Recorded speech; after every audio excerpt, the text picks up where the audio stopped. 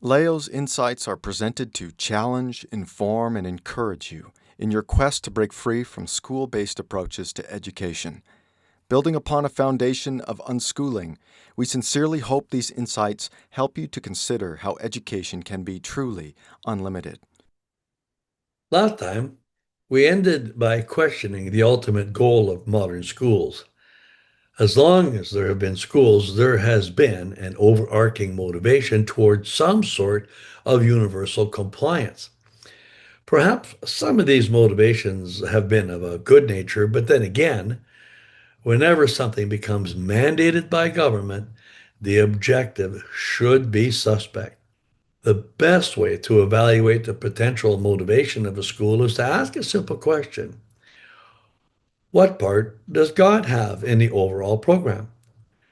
While Jesuits may have originally had God in mind, the compliance objective was towards a particular expression of faith or doctrine, which was essentially nothing more than indoctrination.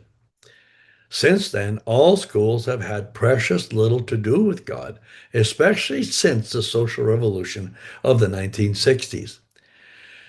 Needless to say, public schools which advance themselves as neutral will most certainly not have faith in God as a central tenet of their existence.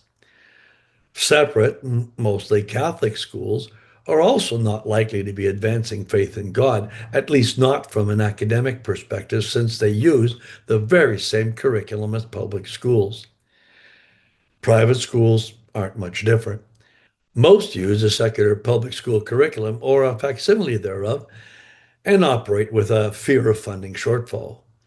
Most alternative schools and charter schools also follow government mandated programming, all of which has little to no place for the advancement of faith in God. That leaves us with homeschooling. I may perhaps have been blind or naive when we started home educating nearly 35 years ago, but I believe the very reason the home education movement got started was that parents wanted to escape the godless secular public education system, and many had come to understand that the separate Catholic system was really no different. Parents wanted to reincorporate God into the education of their children.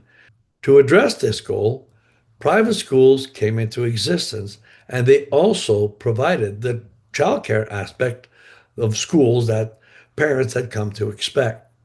However, with government funding came the expectation of following godless government programming.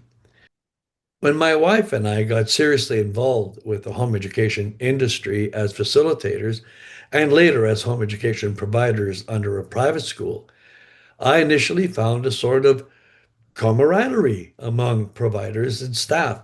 However, it did not take long before the central focus and competition for students started to take on embarrassingly unchristian like characteristics.